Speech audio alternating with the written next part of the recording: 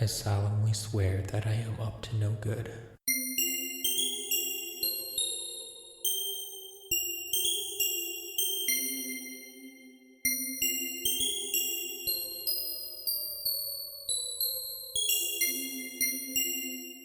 Hey everybody, welcome to episode 15 of the Tales from Godric's Hollow podcast, the world-famous, somewhat infamous Harry Potter podcast, where we are reading the books a couple chapters at a time. We're talking about them one podcast at a time. We're hoping you're reading along with us. If not, we enjoy you listening nonetheless. We are recording this episode on October 10th. 2016. I am the Muggle of the show, Josh Brown. I am joined by my co-host and the Quidditch captain of the team, Matt Sonnenberg. Well, he got a new title. Yeah. I'll take it. Yeah, I feel like this was a Quidditch-heavy couple chapters that we read. Yeah. And you kind of remind me of an Oliver Wood. You like to win. You're competitive, but you don't necessarily show it all the time. Only when necessary. You're a little bossy, but only with the intention of making things and people around you better. Okay, I can see it. Yeah. And even if I don't want a podcast, you drag me along. You're just like, nope, we're doing this. Which hasn't happened yet, but... Well, you got out of last week, so... Yeah, well, I mean, different circumstances. It wasn't that I didn't want to. Uh-huh. My hands were tied, Matt. You keep telling yourself that. Sure. But, if there was a time when I was just feeling lazy and didn't want to do my homework or do the podcast, I feel like you would have the right kind of motivation to get me going and drag me through the mud enough to wake me up and get it going. So, yeah. Fair enough. That's how I came up with it. It was either that or caretaker of the show. I'll go Quidditch captain, thank you. Yeah, that's what I thought. A little bit more positive. Anyway, hi, Matt. Hi. We're back. We are. You had a good vacation, I hope? Absolutely. Yeah?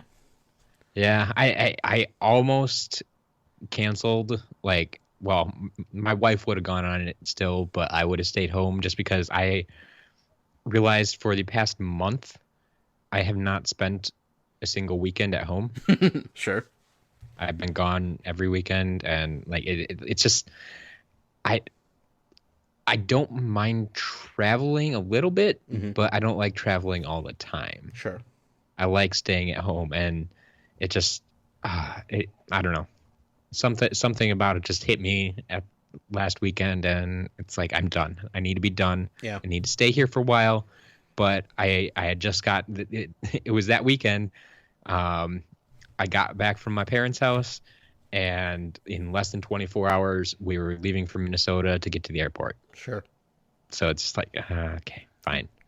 There's nothing wrong with being a homebody.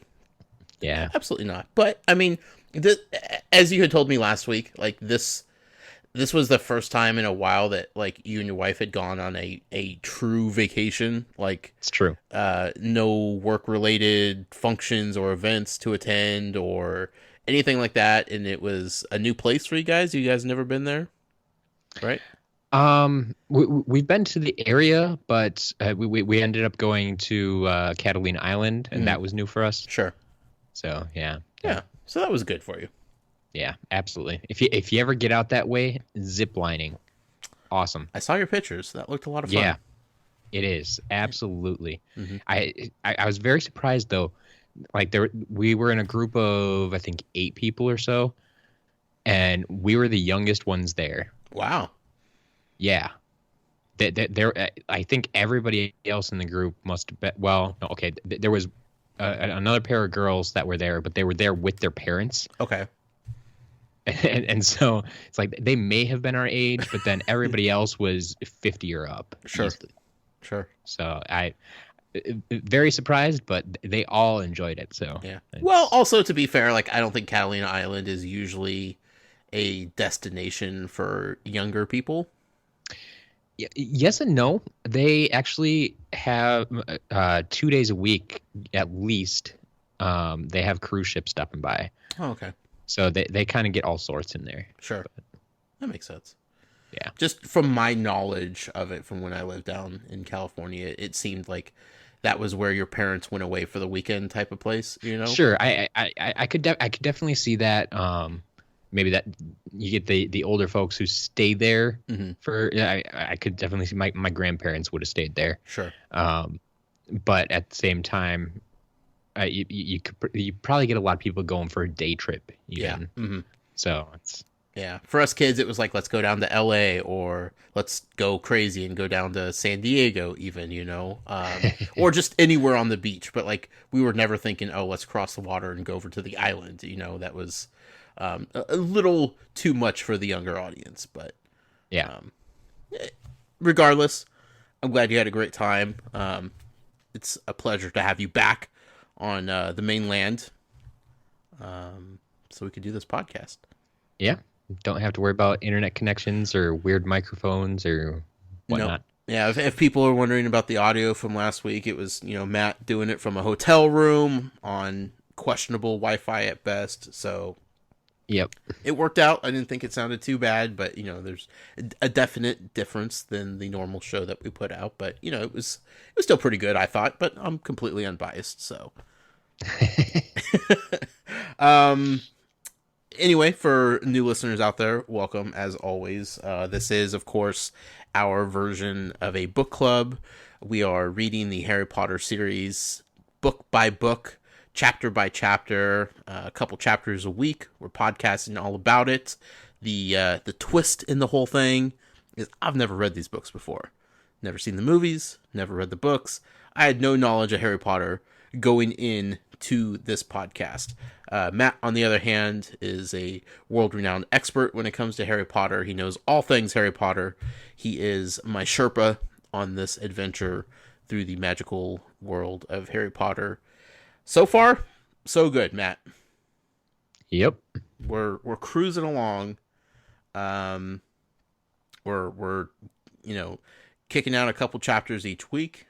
It's getting increasingly difficult to just stop at a couple chapters. But I'm surviving. Thankfully, you've done it, and yes, you survived. So yeah. Also, we'll keep going. I'm also a pretty busy guy, and that's helping. But I notice, like, when I have downtime and when I start thinking about, like, the upcoming weekend of reading and then, like, podcasting about Harry Potter, like, I start getting anxious because I want to start reading it. And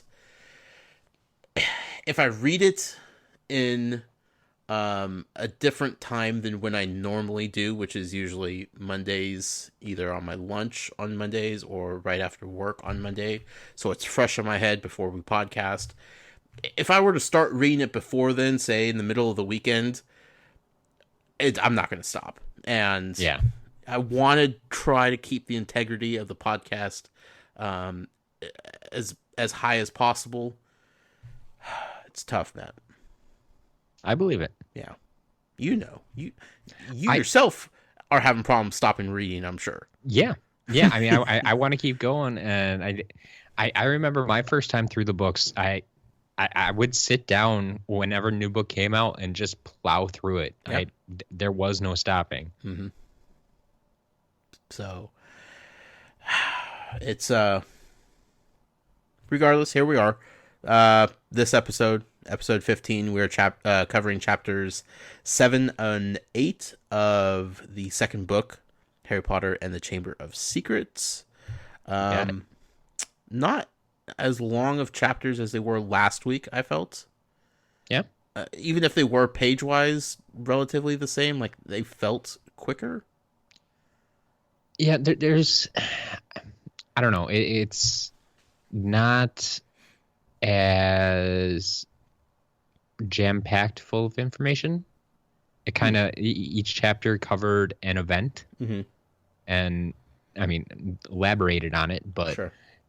that I think that kind of makes it go faster as there's a little more. I don't want to call it fluff, but just lighthearted writing. Well, they also, I noticed, and I picked up on this in the first book, she kind of accelerates the events sometimes and will skip sometimes days, if not weeks, in the same chapter. Yeah, And I think that makes the chapter feel like it's going by really quick because, sure. chapter 5, let's say, was like one event, but it was like this long, and I'll get to my recap in a second, but it was like this long car ride, essentially, that like it just seemed to like the whole chapter was about like this trip to Hogwarts, and That's true. Yeah, one chapter was like one day, whereas Yeah. as opposed to, like you said, yeah, sometimes a chapter can be weeks or months. right, and sometimes we don't even know how much time has passed until a significant event like Halloween pops up. It's like, oh, we're already here. Okay, Yep. So it feels like it's moving faster because she's not adding the fluff, the unnecessary, non-eventful stuff of everyday Hogwarts to the story. Yeah. Yeah. So that's chapters 7 and 8. We'll get to those in a second. First, I need to try to recap last week's show where we talked about chapters 5 and chapter 6. I do not remember the names of those chapters. Chapter 5 was the Whomping The Willow. Whomping Willow. Okay. Fun fact. Last week I didn't take notes. So this is going to be challenging at best. But chapter 5, Whomping Willow. We had Harry and the Weasleys. They were heading off to Hogwarts. They were getting ready to go. The family of the Weasleys can't seem to ever leave on time because there's too many kids to wrangle in all at once to ever do anything on time. Regardless, they eventually left to go to the train station so that they could catch the train on platform 9 3/4, and the Hogwarts Express would of course take them to Hogwarts, much like they did the year before when Harry first met the Weasleys, and they showed him how to go through the secret entrance into the platform. This time around, not as smooth. Not very smooth. All the Weasleys went through, no problem. When Ron and Harry tried to go through together, they got denied. They ran into a brick wall. They made this whole big scene. Everybody's looking at him. The owl is just going nuts. It's a whole thing, right? Harry tries again, can't get through. They realize that the train's about to leave. They can't do anything about it. The clock runs out. They assume the train has left because it leaves on time all the time. It's never late. It's just, no delays for the Hogwarts Express. So, what do? They have little choices here. They could have been rational and, I don't know, sent a letter to Hogwarts saying, hey, what's going on? Can't get onto the platform. They could have waited for Mr. and Mrs. Weasley to make their way back to the platform because they weren't going to Hogwarts. They were eventually going to come back through. But no, instead, they wanted to be dumb 12-year-old kids and steal a car, Ron's family's car, and fly it to Hogwarts themselves. Has an invisibility shield on it. Unfortunately, it was kind of sputtering in and out as they were flying over the London skies. Apparently, some muggle saw them. That's not good. But they followed the train to Hogwarts. It was like a 7-hour trip. They were super excited at first, and then they got super bored, and all they wanted to do was just stop. The car was getting pushed to its absolute limit because it wasn't really built to fly long distances. Never really been tested out like that before, as far as we know. They eventually get to Hogwarts. They think they're going to make it before the car dies. Unfortunately, the car says that it's had enough, and it goes down and crashes into this giant tree. Cool. Except for the fact the tree likes to fight, and it just started punching like a tree does. Punching at the car. It wasn't necessarily mad at the car, but it seemed like it was trying to get to Harry and Ron. Ron broke his wand. It was just this whole scene of this tree trying to beat up, two young boys in a car. Finally, when the car falls out of the tree and gets to the ground, it's mad. Apparently, it has a personality of its own, and it says, goodbye. And it drives off all angrily and bitterly. Understandably so. I mean, it just got beat up by this whomping willow tree. And the boys are a little shaken. They're rattled. But hey, they made it to Hogwarts. It's a good thing. They try to get into Hogwarts without being seen. They're thinking that they're going to sneak into the Great Hall while they're doing the sorting ceremony. And no one will be the wiser. They won't have to answer to how they got there or why they're late. Unfortunately, this is Harry Potter and Ron Weasley we're talking about. Nothing they do will ever be slick and ninja-like because they get caught no matter what it is. And they get caught by Professor McGonagall. No, Nope. Snape. There you go. There we go. Because they noticed Snape was gone from the table in the hall. Yes. And they were wishing that he had been fired or quit because he was so mad. Nope. He was waiting for them.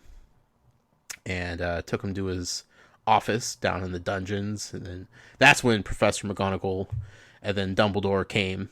And Professor McGonagall was mad, as she always is. Very upset at the boys. But Dumbledore was more than upset. He was disappointed. And that hurt Harry more than anything. Like, he could have tolerated Dumbledore being mad and yelling, but he was just disappointed. And that was like, you know, that's this guy that has looked after him for the last year and has taken care of him and took care of him as a baby. And now he's let him down because he did something stupid. And, I mean, I think, to be honest, they kind of blew it out of proportion a little bit, if you're asking me, if I'm to interject my own thoughts. They were just trying to get to school. It's not like they went on a joyride through the rest of the country or something like that, you know, like they were just trying to get to school like good kids, right? Bad choice on how they did it. Yep. But nonetheless, they end up getting detention. They don't get expelled, much to Snape's dismay. It's very disappointing that they didn't get expelled, but they end up getting detention. And they get to eat an endless tray of sandwiches and drinks there in Snape's office before they head up and go to bed for their first night at Hogwarts. I think that was chapter 5. That was. Okay. Chapter 6, titled Gilderoy Lockhart. Here's the thing with chapter 6, Matt. Yep. It's a little blurry. Yeah. I know there was a lot of Lockhart in this chapter. It's true. He kept popping up. He's a professor Mm-hmm. at Hogwarts, which we knew. He's a new one. He took over Defense of the Dark Arts. He thinks he's a superstar in the wizarding world. Everybody realizes that he's a little bit egocentric and maybe thinks too highly of himself. Regardless, he thinks he's the hottest thing at Hogwarts. However, he's weirdly fascinated by Harry Potter and Harry Potter's infamy that follows him around. Yep. We also met a new student, Colin something. Colin Creevy. Colin Creevy. New kid, new student, part of the Gryffindor house, who is Harry Potter's number 1, possibly number 2 fan. I think this battle is going to continue because we also have Ginny Weasley, who is a very well-known Harry Potter fanatic. But this new kid, he has like this strange obsession with Harry Potter also. He wants him to autograph pictures. He keeps taking his picture. He follows him around. Like, he thinks he's like so cool. And of course, this gets the attention of Draco Malfoy, who's just like, he can't believe that Harry Potter is getting this attention, even though it's kind of unwanted by Harry. And then, of course, Lockhart comes back in the picture because when somebody's talking about Harry Potter, he has to be around. He's always around, no matter what, Matt. Like, every time you turn around, Lockhart's there doing something. Yep. Just like magic. Just like magic. It's weird. We got into a Lockhart class towards the end of the chapter, Yep. we learn that Hermione is very smitten with Lockhart, Professor Lockhart. As most of the women, if we meet in the book, are. Yes. Yeah, this is a theme that's developing here. But for some reason, I thought maybe it's just like the moms, the soccer moms. They're just like, this Lockhart guy is something Yeah, else. that's the kind of the impression they gave when we first met him back in the bookstore. Mm-hmm. It was all the moms Right. were there, and yeah, but I think that just happened to be because they were there. Sure, yeah. But Hermione, she's got bitten by the love bug also. Like, she's obsessed with this guy. He gives a test on the first day about the books that he assigned everybody to buy and read that he wrote about his, like, life adventures. And the test wasn't about anything relevant in the books. It was just a test about him and his likes and it was basically like his OkCupid profile, like, how much do you remember from this type of thing, like, what's my Yep. favorite color, how long do I like my walks on the beach, all kinds of crazy unnecessary questions that nobody in the right mind would ever pick up on or remember from these books except Hermione Granger. You got it. Because she can't help but just absorb every bit of knowledge and information and use it to get the most perfect grade she possibly can. Yep. Turns out, though, he's teaching this class. He's going to teach the class about how to wrangle in pixies. And he lets them loose in the classroom. And they just start going ape wild in there. They just start ruining and destroying everything, throwing books and backpacks out the windows, and just completely just wreaking havoc. And you would think, as, professor of defense against the dark arts and his worldly adventures that he's written so many books about, he'd be able to handle these pixies, right? I mean, that's what he's teaching. Turns out, no. He's a fraud. He's a scam artist. He tries to do this crazy spell, which he's clearly just making up because he doesn't know what to do. And then he basically runs and hides and doesn't want to deal with it. He lets Hermione and Ron and Harry deal with the aftermath of the pixies. And Ron and Harry are just like, are you kidding me? And Hermione's like, give the guy a break. Like, he's so dreamy and amazing and spectacular. And they're just like rolling their eyes as hard as they possibly can. Yep. That was about it. I feel like there were some other things mixed in there. Yeah, I mean, there are a few minor. I mean, we learned about a howler. Oh, right. You remember that? Yes. Those little weird things. And we saw the mandrakes Mm-hmm. that they were repotting. Mm-hmm. But yeah, I mean, the chapter was titled Lockhart, so it was all about Lockhart. Sure. It was kind of them just getting back into the swing of things at Hogwarts. Yep. Yeah. Absolutely. Yeah. But that, of course, leads us to chapters 7 and 8. Chapter 7, titled Mudbloods and Murmurs.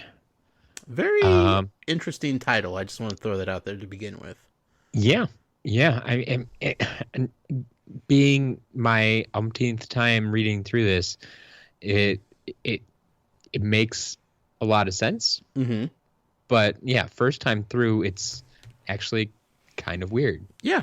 Like, the last chapter was titled, Gilderoy Lockhart. And I'm like, okay, this chapter is going to be focusing heavily on him. I understand where we're going here. Yep. And then this one's like, I couldn't tell you what this was going to be about to save my life. It gets you reading, though, doesn't it? Absolutely.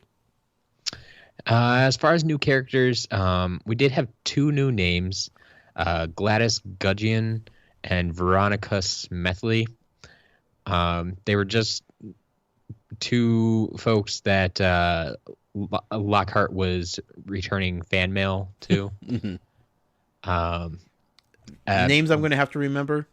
No. Okay. Basically, once again, throwaway names. Okay. I think we had a couple more of those in the next chapter, too. Yeah. So I bring them up because they're new names, and that's what I do. But Sure. yeah, you don't have to. Like I said, there's enough names for you to remember already that you can just kind of let those go. Okay. Kind of like the Muggles in the newspaper last episode. Correct. Okay. Do you remember their names? Not a chance. You told me I didn't have to, and Perfect. Out of sight, out of mind.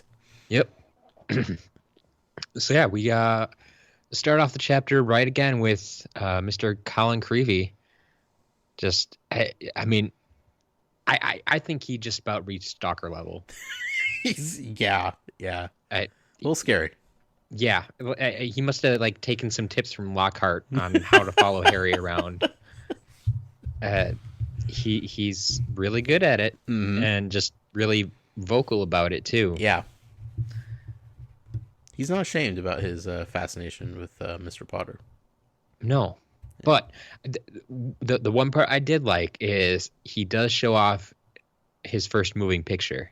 Yes. And Harry's arm. Yes, Harry's arm trying to pull away from Professor Lockhart. And I just love that moment because it's I don't know if how deeply I'm supposed to read into this, but I like to a little bit think it like, you know, they always say how, you know, pictures capture the moment, right? But when you have these moving pictures, you can do so much more. Right. And so it didn't just capture the moment, but once they put it in that potion and made it move, I like it captured basically like their true feelings. Yeah. About that moment. Not just the surface on how it looked, but what was really going through their minds. And I mean, obviously it's magic. There isn't a solid explanation as to how it works. Like, Harry had no idea that was going to happen. Harry didn't tell Harry in the picture that, oh, yeah, I was kind of uncomfortable here. You should probably try to run away. Right. It just started doing that on its own. Sure. So, yeah. And then Lockhart, like, walked to the edge of the photo and just kind of slumped against the edge and was all sad-like, right? Cracks me up. Yeah. Quidditch. Yep. Quidditch is serious business. Absolutely. You know it. Yeah. Two things I want to say about this Quidditch fiasco here. One, I still feel like game plans are completely unnecessary when it comes to Quidditch. Okay. Like, as long as the Seeker catches the Golden Snitch, like, that's all they should be worrying about. Like, I don't know why.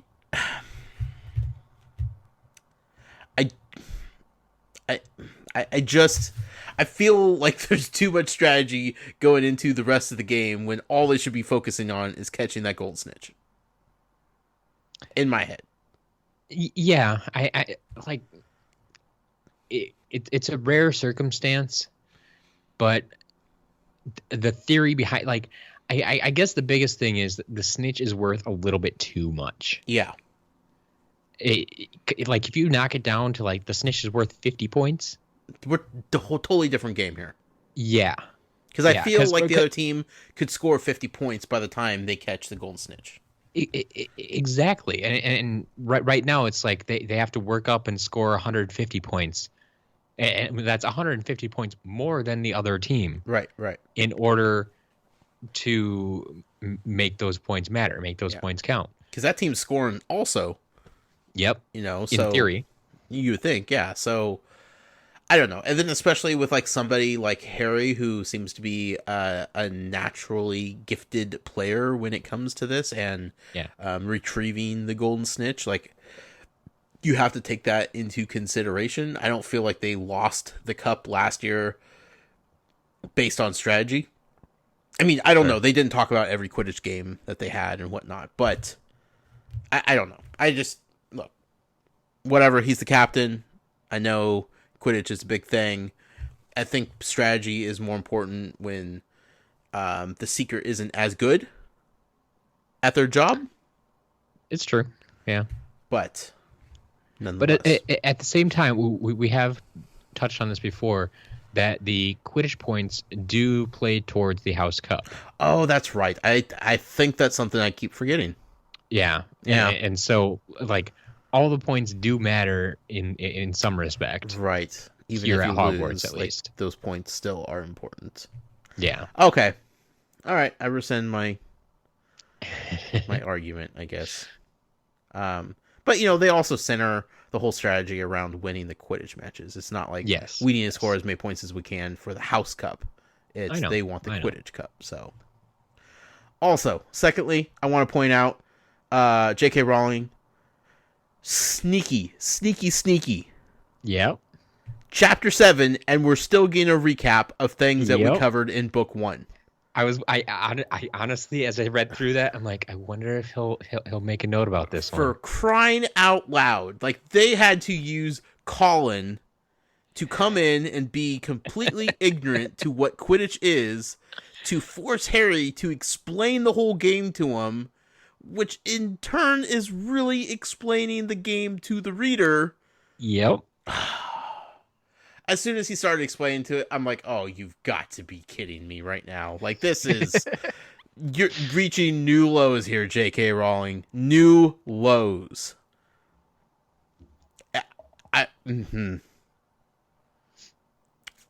Yeah. Oh, I caught it, Matt. Yeah. I'm kind of glad you did. Yeah. But... yeah. So... they're out there practicing, right? We got, but then their practice, well, as they're trying to start, gets interrupted by none other than the Slytherin Quidditch team. The all-male Slytherin team. It's true. It's true. They don't do co-ed in Slytherin House. No, not so much. Yeah. Kind of tells you a lot about how they run their things. But they have to train their new Seeker, who is none other than our least favorite Slytherin, Draco Malfoy. Of course. Yep. I did like that the description of, there were 6 of them and they had to step aside so he could see Draco Malfoy hiding behind them. It's like he doesn't even fit on the team. Like, right. I know, okay, he's a Seeker, so he should be probably smaller and a little more agile and that type of thing, but still, he doesn't fit the Slytherin mold. Right. Well, you wouldn't think he would. But money speaks, Matt. Yeah, it's true. Yeah. Seems old Malfoy bought his way onto the team. Very much so. Thanks to help from dear old daddy. Who bought the entire team, not Nimbus 2000s, but Nimbus 2001s. Yep. Holy cow. So every year they make a new Nimbus, is what you're telling me? Well, at least these 2 years. Okay. I don't know if there was a Nimbus 1999. Sure. Okay. But yeah, it's at least the new line going forward. Right. It seems to sell well, so they're going to keep making them as long as they can keep making improvements every year. Sure. This is the iPhone model to a T. You got it. Yeah. So Harry, his broom is junk now, essentially. The rest of the team, they have ancient broomsticks. Like, they don't even have anything close to what Harry's been riding on at this point. Yep. And now Harry was the latest and greatest, and now the Slytherin house is decked out and full sponsorship. Yeah, all of them have the new brooms. Yeah. Of course, that's how Malfoy got on the team. His daddy sponsored the team, so he got to be a part of it. They were okay with it. And you see, now, this is where strategy comes into play. When the other team has you, I don't want to say outmanned, but like better equipment. Sure. They're better equipped. I mean, you have to do something to make up for it. However, we don't know how good Draco Malfoy is going to be as a Seeker. It's true. I feel like if he was really good and talented, he would have made the team regardless of being paid into it. He didn't make the team when he was a first year. Well, that's because first years aren't allowed. Well, Harry was. Yeah, he's a special exception, though. I'm saying, if he was really good, I'm sure Snape could have pulled some strings. That's true, I suppose.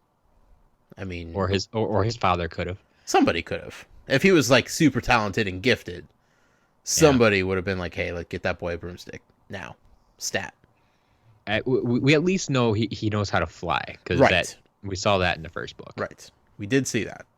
How good is he at catching things? Who knows? Yeah. From there though, we got a little foul. We got Very. dirty. Very. As far as the Wizarding World is concerned. He threw out some slang terms. He called Hermione Granger a filthy little mudblood. Yep. Which actually turns out to be fairly redundant, but yeah, I mean, at that point, we don't know what it means. It sounds horrible. Hermione doesn't seem to have a problem with it. Turns out she didn't even know what it meant either. yeah, which does get me a little bit. Of all the things that she knows, I mean, okay, I will admit, okay, growing up, I was the goody two shoes, book smart kid sure, for pretty much all of my schooling, sure, and I did reach a point where I did have to ask my older sister what some 4-letter words meant. Okay. Like I honestly did not know what they meant. Okay, yeah. Hear them And without it's like- context, I could see that. I the way some people throw them around, it's like they don't use them in context. Sure. So Also true. it's but yeah, it's like I can kind of see that, Mhm. but at the same time, with how much reading she does about the history of the Wizarding World and all that sort of thing, you would think there would have been some mention of it somewhere. She's also in the same house as the Weasley twins. Yep. And I just feel like if you're going to be corrupted in some way, shape, or form, they're probably going to have some part of it. Yeah. You know, like, they're good kids and all, but, you know, they'll drag you through the mud if you really want to go down dirty, you know? I don't know. I feel like she should have known what this meant. But she has probably lived a sheltered life up until going to Hogwarts. Yeah. So understandable, I guess, to an extent. She knew that it was bad. She knew it was an insult because of the way everybody acted when he said the words. Yeah, I mean, the fact that it was coming out of Malfoy's mouth in the first place Right. probably tells you it's not good. Right. And then when everybody else reacted to it, yeah, at least she can read context pretty well. So Yeah, absolutely. But, she didn't know, and she just rolled with it. She's like, whatever. Get out of here, stupid kid. Yeah. Ron, he wasn't happy about it, though. No. When people pick on his friends, like that's his trigger. You could talk about him and his family and his financial situation all you want. It definitely upsets him. But when you attack his friends, like, that seems to be his ultimate trigger. That, like, he just can't contain his, defense mechanism. Unfortunately for Ron, he still has a broken wand. Yeah, very much so. Yeah, it's not acting the way he wants it to. Yeah. And he struck himself with the wand, a giant green spark light something. I don't know what they called it in the book. Whatever wands do. Yeah, that thing shot Magic out of the back beam. of it into his stomach, knocked him back. Didn't hurt him too bad, apparently. However, it gave him a very unsettling side effect. And I'm just going to say this, Matt. Reading these next few pages of the book were the hardest pages I've had to read since we started this podcast. I wanted to enjoy what I was reading, but the gross, disgusting detail that was put into the words to describe the slugs that poor Ron Weasley was vomiting out of his mouth on a consistent basis was completely unsettling. And now, just even talking about it, I'm having to calm my queasy stomach because it is horrifying. Like, that is a gross thing. And it wasn't just like one mention of slugs coming out of his mouth. It was over and over and over. It got to the point where it's just too much. I'm just like, stop. Let's stop talking about Ron right now. Like, let's put him in a closet somewhere or send him, to the nurse's office or something, because I can't keep talking about this guy. So what you're trying to say here is, congratulations, J.K. Rowling. You wrote this very well. Extremely, to the point, Matt, where I am nervous to watch this film now, because in my head, this scene is far and beyond worse than anything in this entire series could possibly be. And I don't know how bad it is in the movies. I don't know if they even show him vomiting up slugs. I don't want to find out. Like, I just thinking about having to watch that happen. I don't know what I'm going to do, Matt. Right? I can handle a lot of things. Like, I'm a big horror movie fan. The body gore kind of stuff, like, I could deal with most of that stuff. Right? Yeah. There's something about just the thought of slimy, sticky, gross, disgusting slugs coming out of a person's body in a vomiting matter that is just... I mean, Hagrid says better out than in. Yep. I don't know if that's true. Like, no, I don't think so. Like that. Oh man. Really? I think I agree with that. Because at least I feel like if you were eating them, you could have like some control. I don't know, Matt. I'm at a loss for words to talk about slugs. I don't know if it helps you at all, but the movie is still rated PG.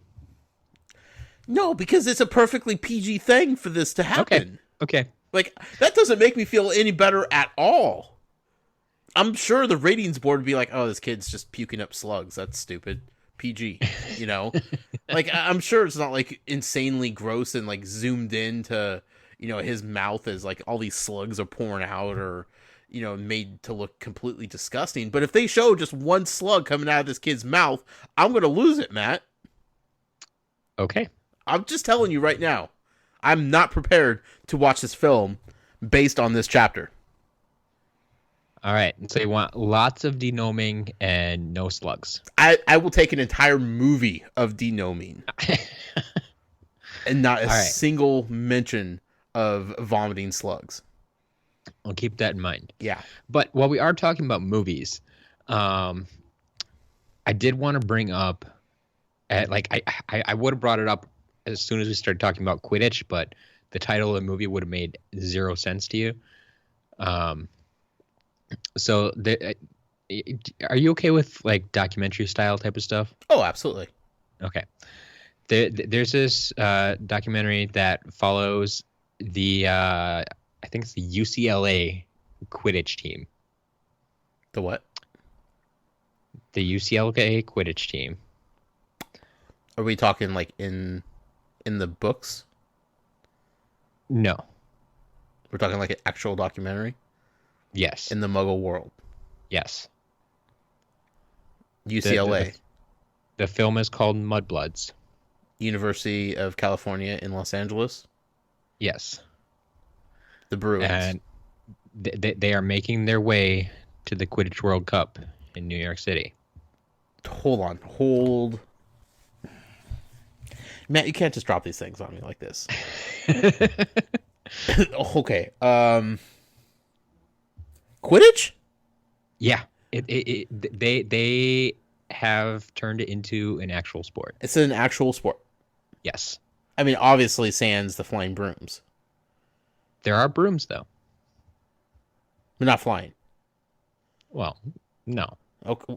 Don't say, well, no, like this is a for sure thing. I don't know what's going on. Hey, I mean, someday there very well could be. Is it like lacrosse? I forget exactly how they mention it, or how they describe it. But okay, just very briefly to give you a picture of what's going on here. You know, I'm Googling this immediately after we do the show, right? As well you should. Okay. Basically, everybody has a broomstick. Okay. So they have to keep the broom between their legs the entire time. Okay. So you only have one hand to play the game. Okay. You have for the quaffle, I believe they use a volleyball. Okay. They do have 3 hoops on either end of the pitch. And the keeper's guarding them. They're trying to get it through. The bludgers are people. Okay. That are allowed to basically run around and assault other interfere people with whatever. Yep. Okay, that's frightening. And also the golden snitch is a person. Okay. With a I think it might be a tennis ball in a sock sticking out the back of their pants. All right. And in order to catch the golden snitch, you must grab the ball in the sock without touching the person. As he runs around the field. Yes, the snitch actually has complete freedom. Okay. Like, they can run around anywhere. Oh, they don't have to stay like in. Correct. They don't have to stay on the pitch. No. That's how the real snitch is, basically. It's sure. You never see it until it's back in the pitch. Right. And I'm guessing the snitch is not affiliated with either team. Correct. The snitch is a neutral party. Huh. Unbelievable. Yeah. So, I mean, they've had to adjust a few things and adapt a little bit, but it's actually really interesting, and it's becoming more and more popular. That's absolutely insane. Is this on Netflix? It's on one of them, either Netflix or Amazon or something. I forget, but that's where I watched it. Okay, one of the streaming services. Yep, on one of them. Huh. Okay, well, it looks like I have homework to do, Matt. Yeah. Fascinating. Let's see here. Back into the book? Yeah, back to the book. I don't want to talk about slugs anymore. Colin, he seems to be the Hogwarts paparazzi. Yep. He's obsessed with taking pictures, especially of Harry and anybody close to Harry. Lockhart. Okay, I know I said this like in the recap about last chapter, but this guy is seriously everywhere, all over the place. They're going to Hagrid's house. For one, because they need to figure out, how to help Ron and his barfing of slugs. But 2, they also promised Hagrid that they'd swing by and they wanted to see him. It's been a while. And before they even get there, Lockhart's leaving Hagrid's house. Like, you bet. Anywhere Harry has been, is, or is going to be, Lockhart seems to be there. Yep. I don't know what it is about this guy. I don't understand. I'm not making the connection right now. But then you also have little Colin falling around to Harry. I don't know what that connection is, but Harry can't avoid him for the, life of him. But then he keeps running into Lockhart also. I don't know. I don't know what's going on with these two. But it's flabbergasting me. One thing that Lockhart said, though, and I made a note of it because it wasn't explained, and I've been trying to figure out what he was talking about. He mentions kelpies. Okay. No context. He also mentioned a banshee. I know what a banshee is. Sure. But kelpies, though, no clue.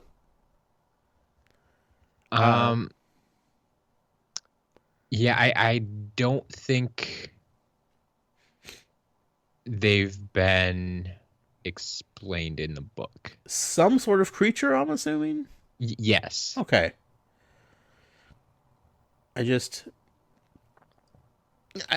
It was weird because usually there's at least some follow-up information when something new is introduced to the reader.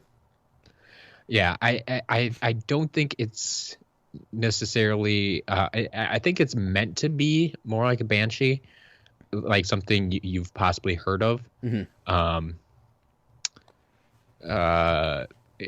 Just a quick wiki article here. It says Kelpie is the Scots name given to shape-shifting water spirits that inhabit lochs and pools. Oh, okay. So it's a Scottish thing. Okay. That Rowling would have been familiar with that Sure. we Americans aren't necessarily. Okay.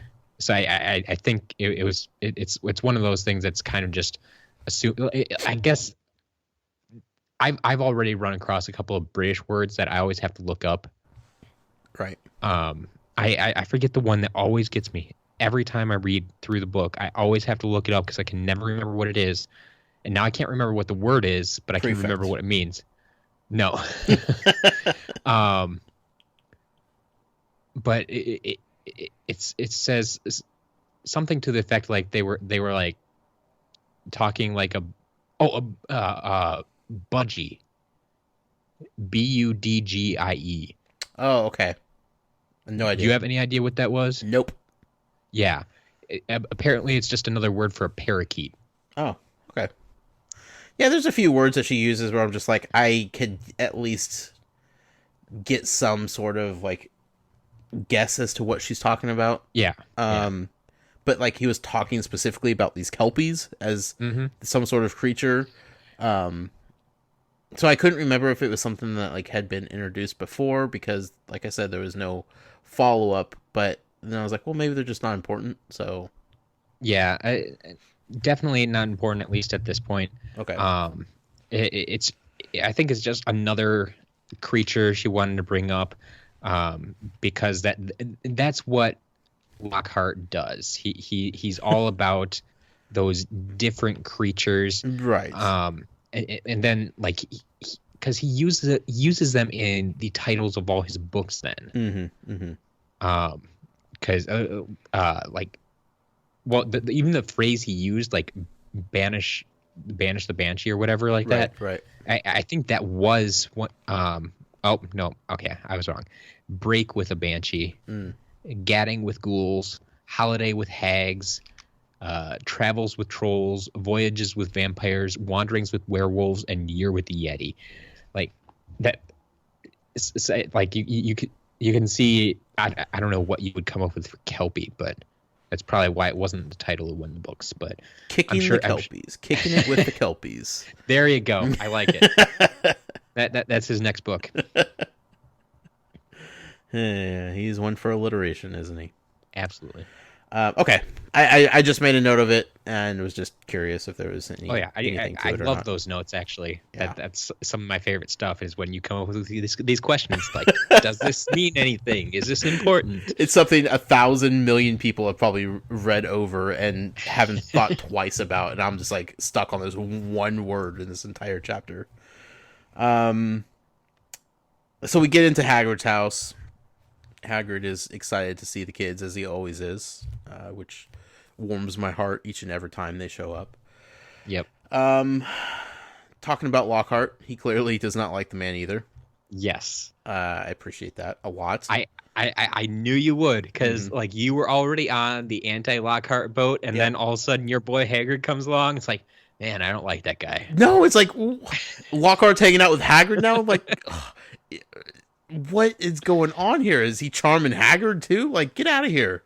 Leave my guys alone. So it made me feel a little bit better about my suspicions about Lockhart, Matt, because he said, they were talking about, how he's kind of unfit to be the professor of the defense of the dark arts.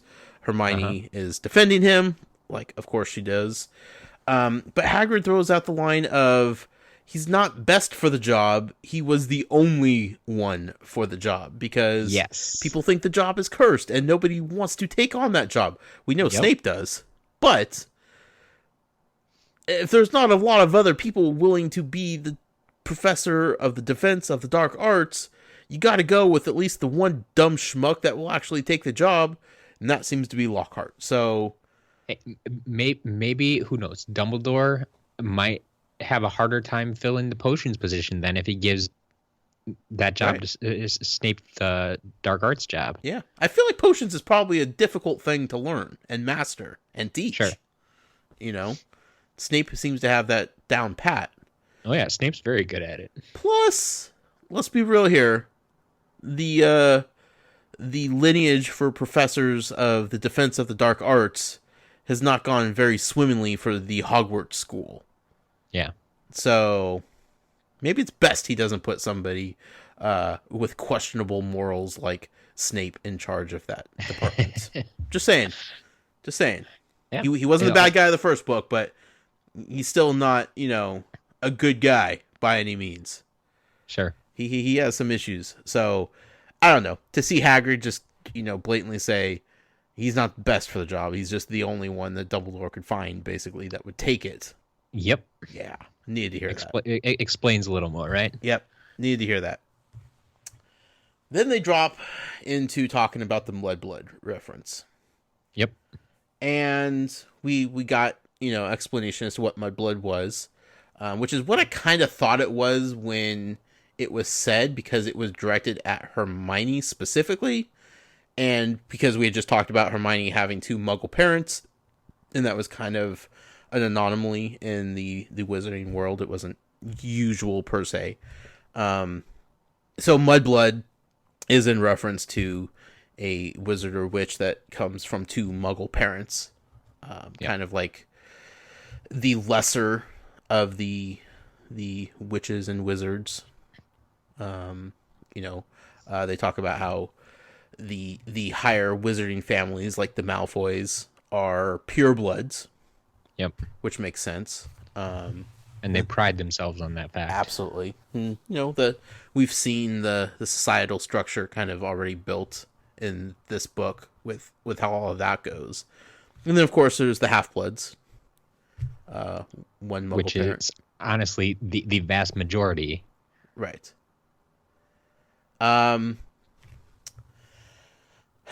Good information to have. Got me thinking, though, Matt. Yeah? Got me thinking a little bit here. Now, I have the benefit of knowing the names of all the books that I'm going to be reading on this adventure. Okay. Ahead of time. If I wanted to cheat, I could Google and Wikipedia every single book and know everything that's going to go on ahead of time and completely ruin it for myself and basically ruin it for the listening audience. But, when you're going on Amazon to buy a book, it's hard not to see the titles of other books. People who have bought this book also bought. It's kind of unavoidable, right?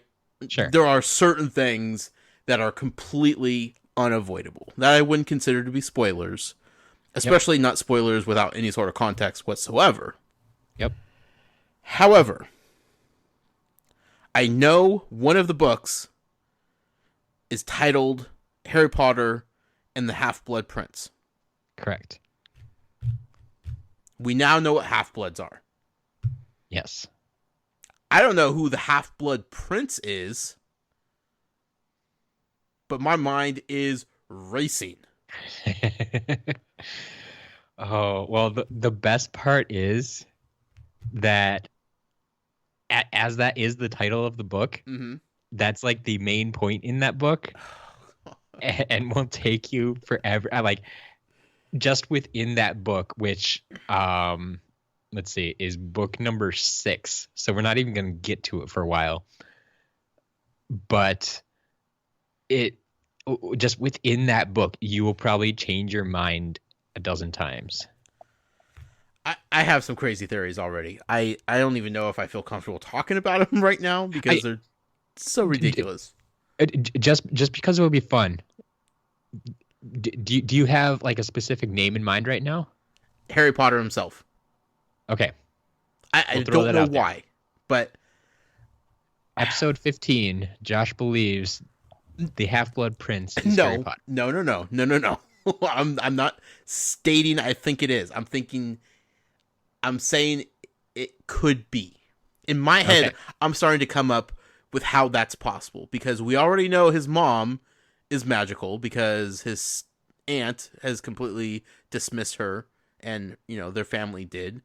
We know his dad was magical because he went to Hogwarts.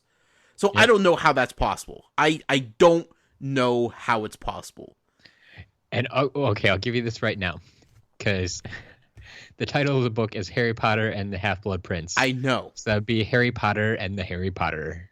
I'm assuming they're talking about somebody else. I'm assuming so. But I just don't trust J.K. Rowling at this point to be blatant and upfront about anything. She's the M. Night Shyamalan of book writing. So I don't think I've ever heard that comparison before, but I see where you're coming from. She likes the misdirection and the misleading. Yeah. And she likes that last twist at the end to be like everything I just read is completely backwards. I don't even know. Up is down, down is left.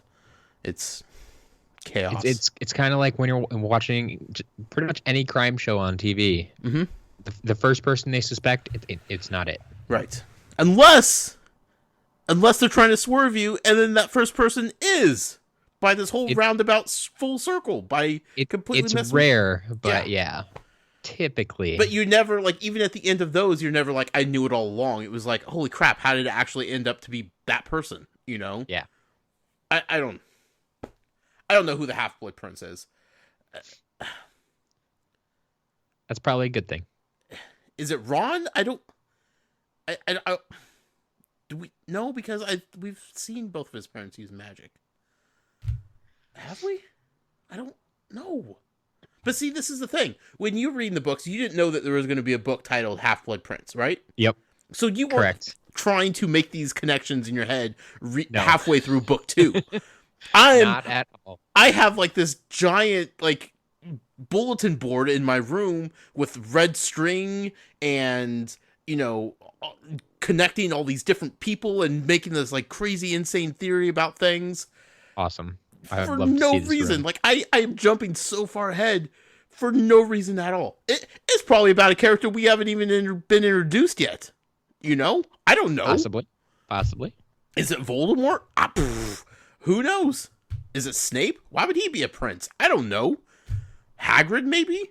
I don't know. I don't know. I shouldn't be thinking about it. But as soon as they said Half-Blood, I'm like, wait a second. There's a connection here. Something just triggered inside my head, and that's pretty much all I thought about the rest of the chapter. Well, like I just did state, Half-Bloods probably make up the vast majority of wizards and witches, so you got a lot of people to sift through there. A lot, Matt. Yep. A lot. Anyway, that's what this chapter turned into, was just me going on conspiracy theories inside my head. All right. Yeah. We got a joke about Neville again. It's true. Because it's been a couple chapters without a good Neville joke. He wasn't even involved, and he was just brought up in a jokingly manner. Poor kid. Yep. Everybody knows it. That's his reputation now and forever. Yeah. Hagrid messing with Harry, asking for an autographed picture. I thought that was incredibly funny. Great moment. So good.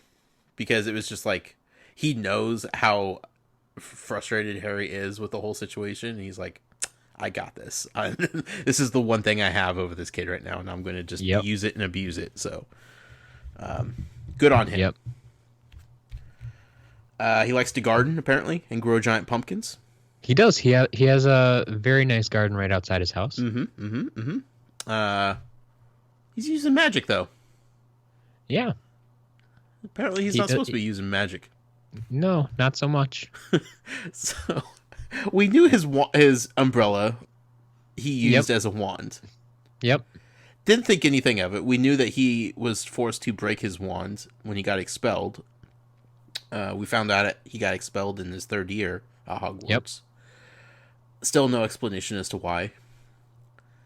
But it turns out that he's hiding his broken wand inside the pink umbrella. You got it. Which is how the pink umbrella is magical. Like, it makes sense now. Like, I hadn't put those pieces together. Yep. Until this. Like, oh. you always knew, like, you always loved his pink umbrella. Yeah. But now, yeah, you know why Hagrid loves his pink umbrella. Sure. Well, even in the movie, like, we saw him use it as if it were a wand. Yep. But I was just like, oh, he doesn't have a wand, so he's, using something else because that's what wizards do. No, apparently you can't just do it with any old inanimate object.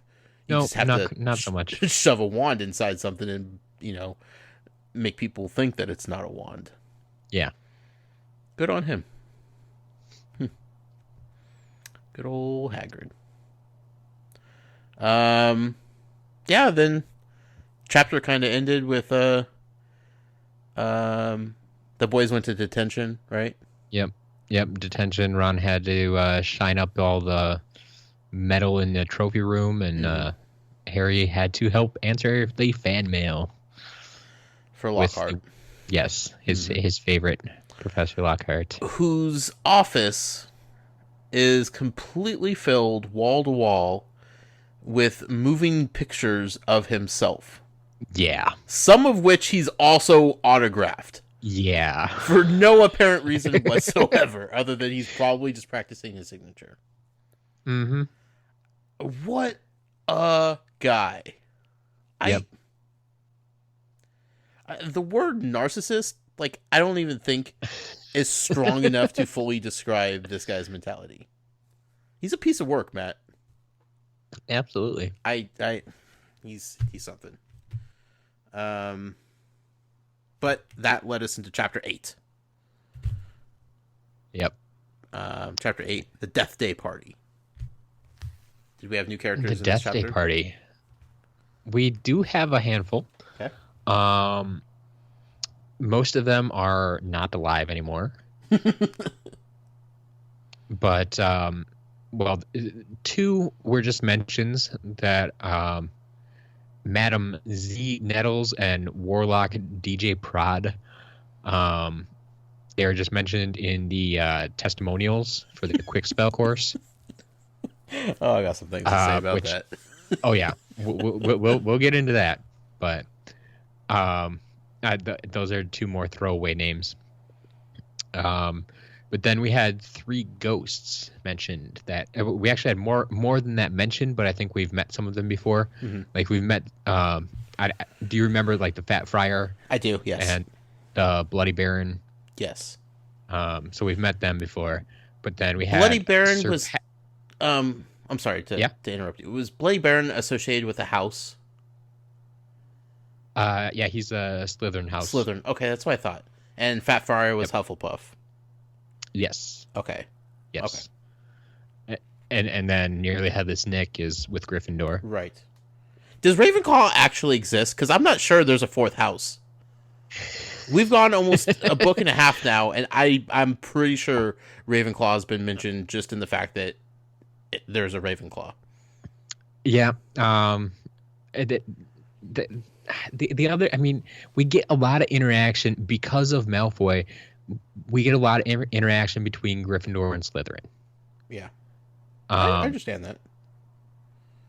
And it's the Alpha and Omega houses. Yeah, not so much with Hufflepuff and Ravenclaw. They get brought up from time to time. They will each play their part eventually. I mean, we get to learn more about them. They'll have more background and more story time. Sure. So I mean, they will come along. There is a plan for everything, but I just don't feel like I know one single character that is part of the Ravenclaw household. Sure, yeah. They they will be coming along. Okay, all right. So I trust you. You don't have to worry too much about them. All right. But as for the characters, we have Sir Patrick Delaney Podmore, Moaning Myrtle, and the Wailing Widow. Yeah. Were the other ghosts mentioned? Yeah. I'm going to say this before you start talking about the chapter, Matt. Sure. I absolutely adored the chapter with the gnomes in the garden. Mainly for that scene, but just being at the Weasley household was very nice. This might be, honestly, my favorite chapter to date. Really? The Deathday Party? Yes. Because it's so weird and just so off basis from the rest of the story that's been told so far. It's dark and it's creepy, but it's weird, and it's the humor in it is different than humor than we see throughout the rest of the book so far. I was just absolutely enamored with this entire chapter. Yeah. I will say well, since I have more to go on, I can't necessarily say it's my favorite chapter, but it is definitely one of my favorites. Yeah. I do love, I mean, just the idea of the Deathday Party in the first place. Right. But then, yeah, like I said, everything that goes along with it, and getting to meet all the ghosts and interact with them and see how they interact with each other. And there's a lot of, I guess, like I said, different things going on. Yeah. So, yeah, I'm glad you enjoyed it. I think there are a lot of people who probably kind of write this chapter off. Really? Yeah. That's a shame. I feel like this chapter has a lot to offer because I don't know. I think I'm more fascinated with just like the existence of Hogwarts and how everything operates on a day-to-day basis. You know? Yeah. Sure, I love the characters. I love Harry. I love Ron and Hermione and you know, everybody involved here, but like I think there's just like so many weird little stories to tell of just this school and the things that are happening behind whatever Harry and Ron are up to. Yeah, honestly, if I could attend Hogwarts, I think that would be the only thing that would get me to go back to school. Right. Is if I could go to Hogwarts. Sure. Absolutely. Just because I want to see this kind of stuff. Yep. I want to go to a ghost party. Yep. So the chapter starts off, everybody's sick at Hogwarts because it's that time of year. You know, yeah, allergy season.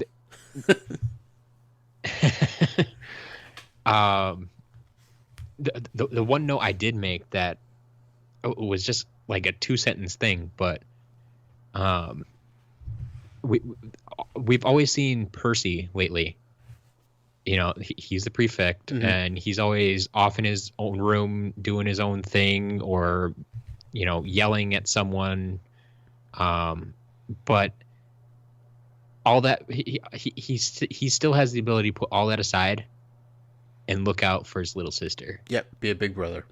Yep. Because he saw Ginny was looking sick, and he forced her to take some medicine. But I just thought that was interesting. Like it was Percy of all the brothers that took that role.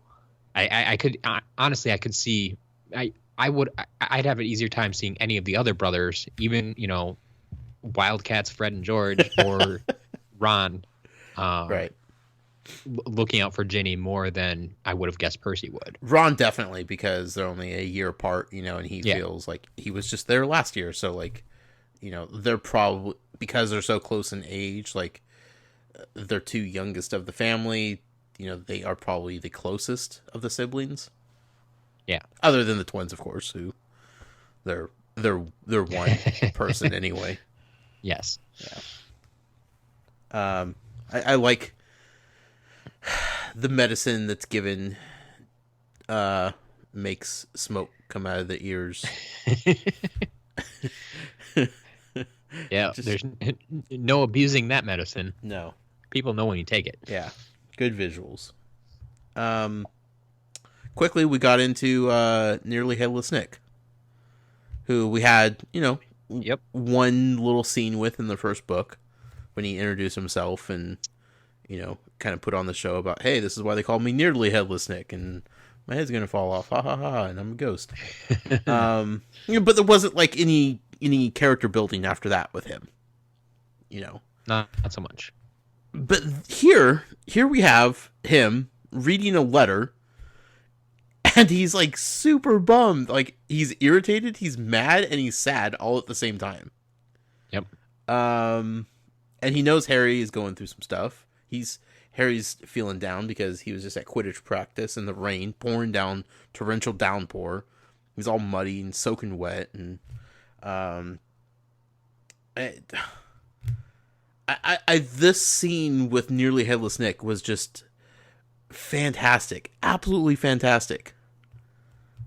Because I wouldn't think of this ghost ever having anything at this point to be like upset about, Yeah. He gets to just, float around Hogwarts and do his thing, and you're dead. Like, what else could go wrong? Like, I don't know. Like, I guess I hadn't imagined that there was more depth to being a ghost. Well, yeah. I mean, the question is really, why is he a ghost? Right. What else is he going to do all day? Unless he has something to think about. Sure.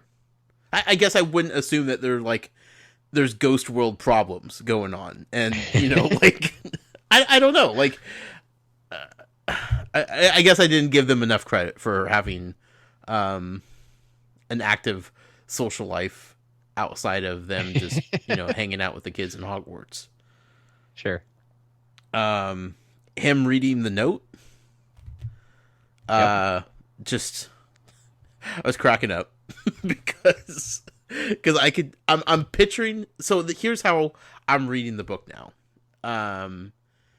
Because I've seen the first movie and I have visuals for what things sort of look like.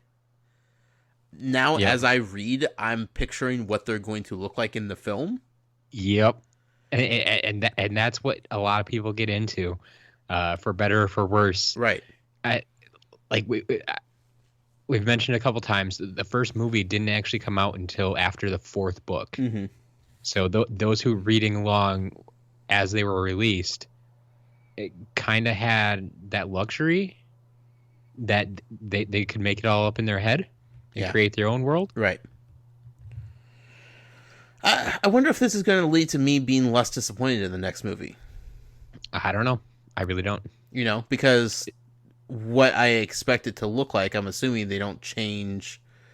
I know all the characters are the same, the same people, same actors and whatnot. Obviously, the special effects get a little bit better each movie, I assume. Yep. But we're not going to be going into a completely different shot film. The structure is still going to be the same. They're still going to follow the books, not as closely as I'd like, but and there's now a precedent set for what they look like, what the characters look like. I am definitely interested to see how you react to that. Yeah, watching them one at a time in between the books for the first time, all that sort of stuff. But yeah, I don't know. Are you familiar with Monty Python? Yes, I've seen the Holy Grail. Okay, so you're familiar with them with John Cleese, mm-hmm. who plays Nearly Headless Nick? Yes. Yeah. I'm sure they could have found someone else who would have done well with the part, mm-hmm. but just it goes into the whole. We said it in the first movie. It was cast so well. Yeah. Yeah. And he is no exception, in my opinion. Right. It just. And that's what I'm looking forward to is like, because that one scene in the first movie was just so quick and be like, okay, that was him. And then he's gone. Like, yeah. I want to see how absurdly dramatic this is for him to be so upset that he's not allowed to go on a headless hunt because he's not headless enough. You know, like he's literally upset that his head is attached by a little bit of skin and sinew. Like they said he got chopped with a blunt axe, like many, I don't even remember the number he threw out. It was something like 153 or something like that. Yeah. Some absurd number. Yeah. That still didn't get all the way through his head, which provided him the name Nearly Headless Nick. He's not decapitated. He was never decapitated. And now, in his ghostly years, the fact that he's not only dead, but he's not dead in the proper manner to be a part of this club that he wants to be a part of is just like the worst torture he could possibly think of, because all he wants to do is be a part of this cool headless club, and nope, you're not headless enough, Nick. Sorry. Yep. And that's all Doesn't he's work. like fretting. And I can't wait to see this scene and just like see it play out, because reading it, I was laughing and I was like feeling sorry for the guy too. Like, God, that would suck, you know? Like you don't have any control of this. You know, we found out that he's turning, and this is his 500th death day. It's a big anniversary. So he's been going around for 500 years with not even a decapitated ghost, a nearly decapitated ghost. Yep. And the thing gets me too is like he keeps pulling out this letter that has to be then 500 years old, and it's a good thing it's a ghost letter. Otherwise, anybody else that pulls out a letter for 500 years, that letter is disintegrated, Sure, falling apart. But he's just like clutching into, like, I feel like he just goes home and just reads it like every day. Yeah, like that's why he does it when no one's around. Yeah. Which is just cracking me up, because I'm like, well, what are the other ghosts? What's Fat Friar doing? Like, what's he doing in his off time? Like, I suddenly became invested in the ghost world. Yeah. Which doesn't seem to play like a major part of the story yet. I don't know if it does later on. It's one little small sub-story going on within Hogwarts and whatnot, but suddenly I'm 100% invested in what's going on here. Sure. Filch is back. Filch is back. With his cat, Mrs. Norris. Okay. I know Mrs. Norris is a cat. Yes.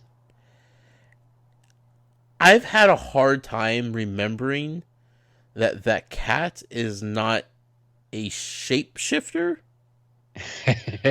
Because Since that's the how first cat we met was. Right. Like, that's how we were introduced to Professor McGonagall, right? Yep. So in my head, Mrs.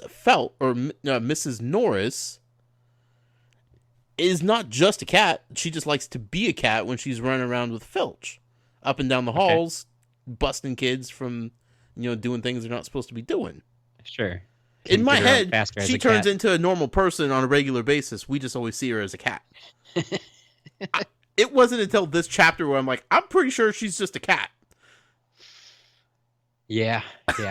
Like, I don't think it was ever explicitly said that she is just a cat. But it was heavily implied in this chapter that, like, it's just a cat. Yes. He just calls her Mrs. Norris. Yeah. He's a weird guy. He is. But in my head, up until now, I'm thinking she's a person. She's a wizard. She's a witch, She does her thing. She just prefers to embody a cat. Sure, I can see that. Yeah. He's disgruntled, like always. Yep. He's mad at Harry for getting mud all over his floors. Yes, he hates to be cleaning all the time. Yes. Takes him down to his office, which is a disgusting, vile place to be. To no one's surprise. No. Except for the meticulously shined shackles on the wall. Right. Which we were reminded again that he keeps begging Dumbledore to let him hang students from their ankles. Yes. I'm worried that one day Dumbledore's just going to crack and be like, fine, whatever, just do it. If he'll shut you up, just hang some kids from their ankles for a few hours and call it good. Get it out of your system.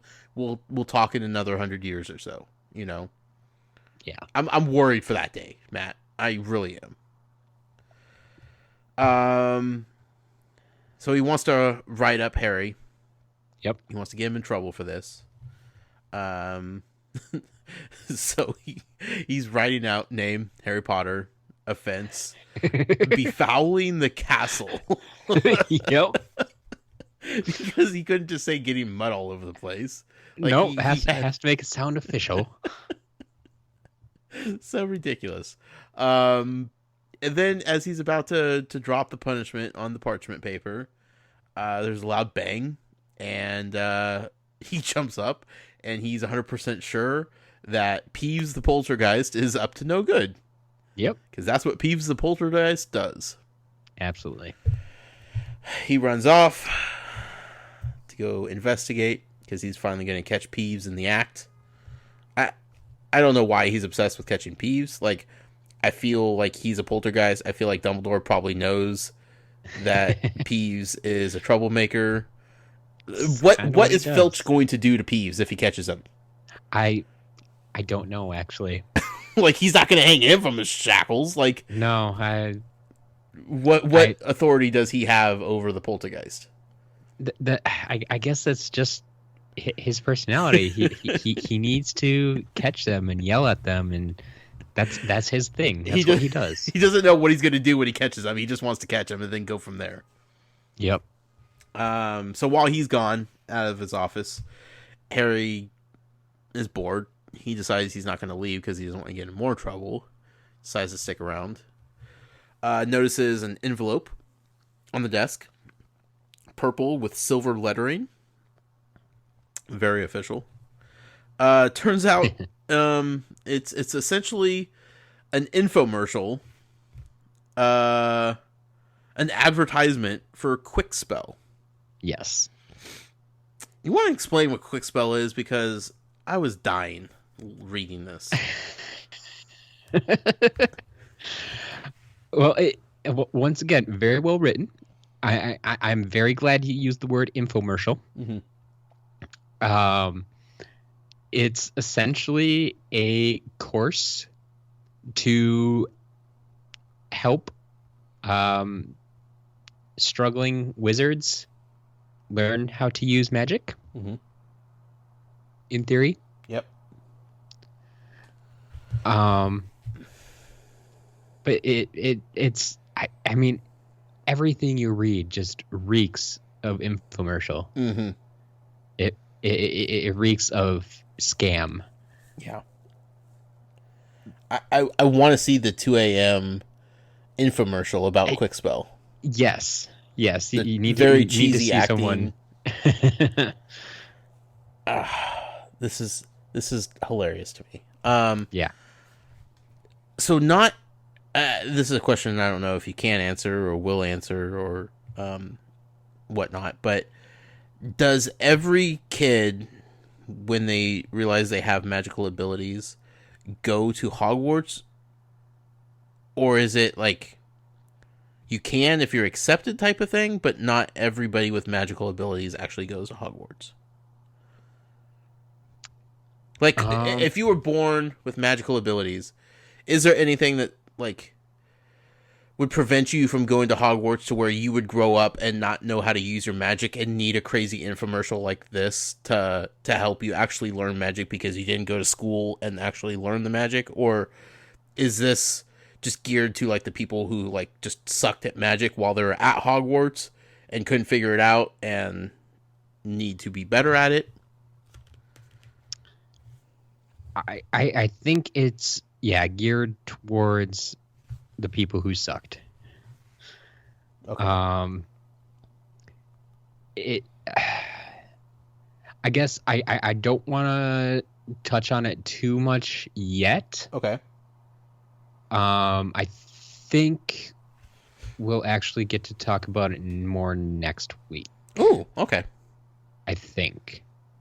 I have to remember where that comes up exactly, because I've already screwed this up a little bit. Like it was either last week or 2 weeks ago. I wanted to bring up the term Mudbloods, and it's like, Right. oh wait, we haven't gotten to that yet. Never Sure. mind. Okay. So Well, I guess I'm thinking of like Hagrid, who was expelled in year 3. Like I feel like he probably didn't have a full education on how to use his magic. So Sure. Yeah.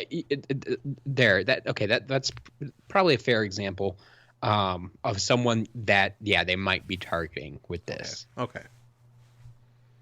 Either way, it sounds ridiculous. Yeah.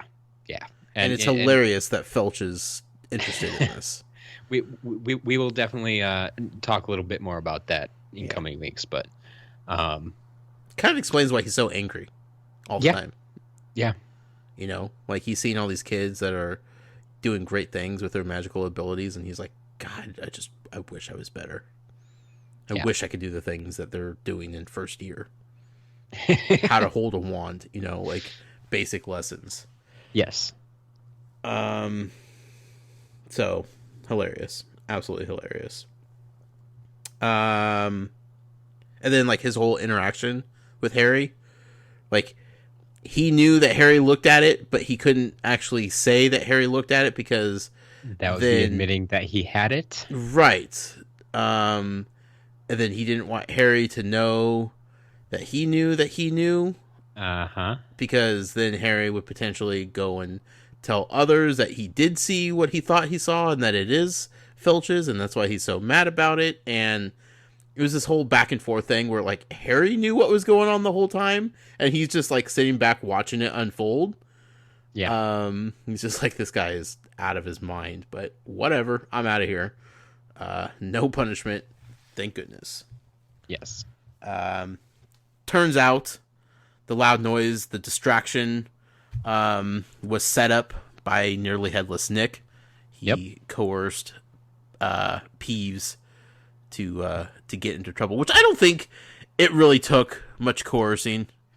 No, it didn't really take much to convince him. It's just more like pointing him in the right direction. It's like, could you go do something over there for a few minutes? It's Peeves like, is sure. like, absolutely, I've been waiting all day for this. Yeah, like it's kind of a contradiction. Almost like it's a tough situation because Peeves doesn't want to do anything to help anyone else, and that's where the convincing him kind of comes in. It makes it hard. He doesn't want to help anybody, but he's always up for making mischief. So you somehow have to convince him that it's enough mischief to make it worth his while, I guess. Sure. Yeah, I mean, like if all you're known for is just, you know, creating mischief, I would think it would get kind of boring after a while to just come up with stuff on your own for no real reason.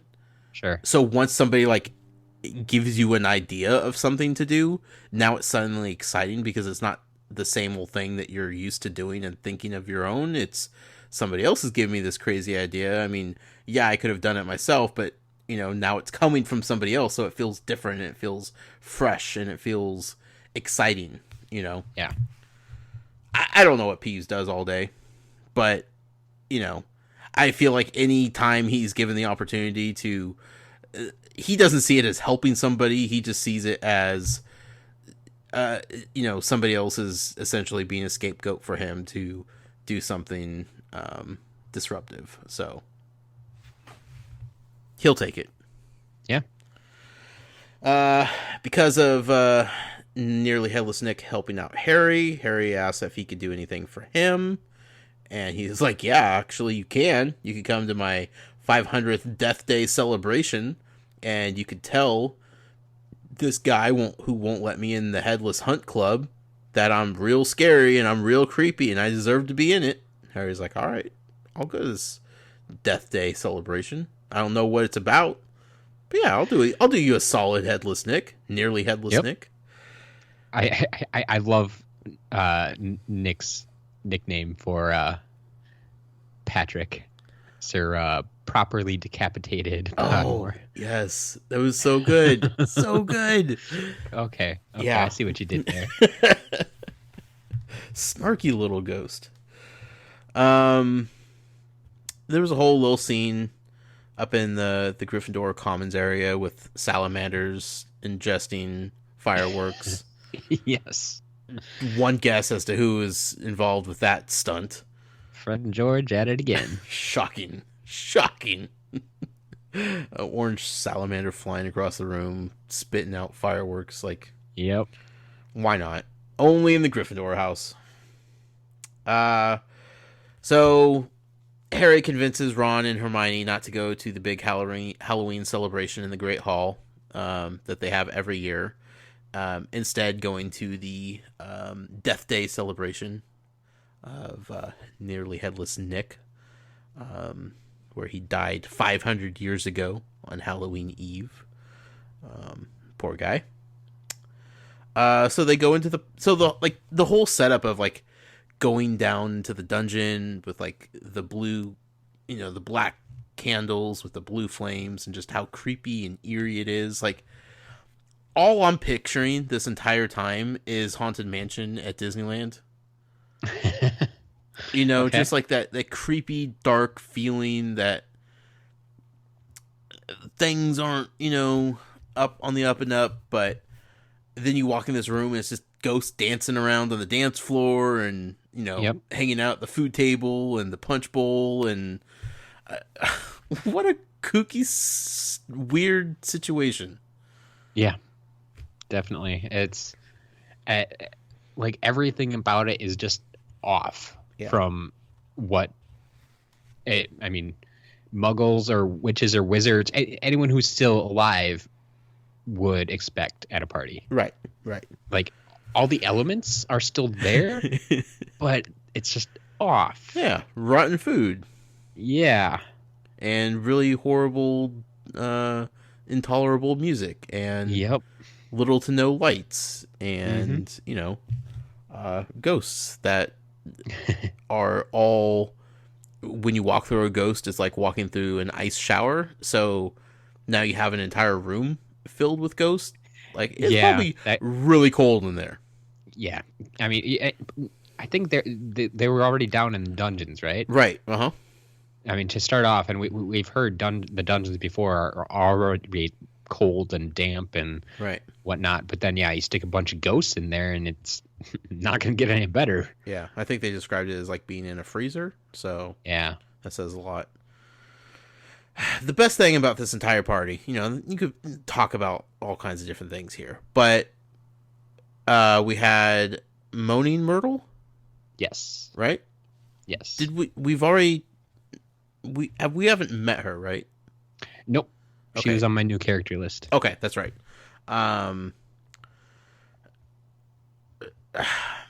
So the boys don't know who she is. Correct. Hermione does, though. Yep. Because Moaning Myrtle haunts the toilet in the downstairs girls' bathroom. Yep. Because why not? Yeah. She haunts a toilet. She was talking about how the bathroom is usually, closed and out of order because she keeps throwing tantrums and flooding the entire bathroom. And hilarious. Just absolutely hilarious. But it gets better because old Peeves, the poltergeist, hears that Hermione is kind of like, oh my god, I don't want to see Moaning Myrtle, like she's the worst. And he's like, hey, Myrtle, come over here. And kind of instigates a little awkward situation between Hermione and Moaning Myrtle. Does what he does best. Yeah. He is always... just like Filch can always kind of sniff out trouble, like troublemakers, like Peeves is always there to make things, when he has the ability to make things awkward, basically. Right.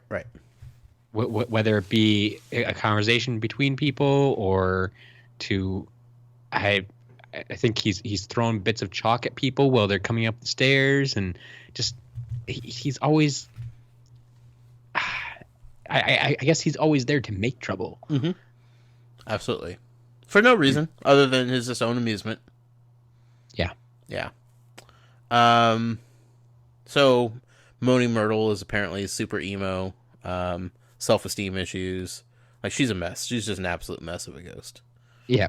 Um, I mean, I think you kind of get the idea that she was younger than many of the other ghosts when she died. Yep. And so she's still in that, I guess, teenage stage. Mm-hmm. Yep. You know who I was kind of picturing as I was reading this? Yeah. Sadness from Inside Out.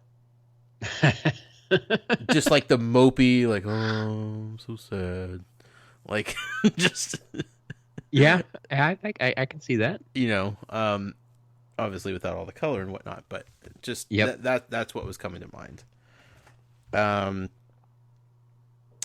Nearly Headless Nick was outshined by the guy that he despises, who won't let him in the Headless Hunt Club. Yep. At his own party, mind you. Just not good for old Nearly Headless Nick.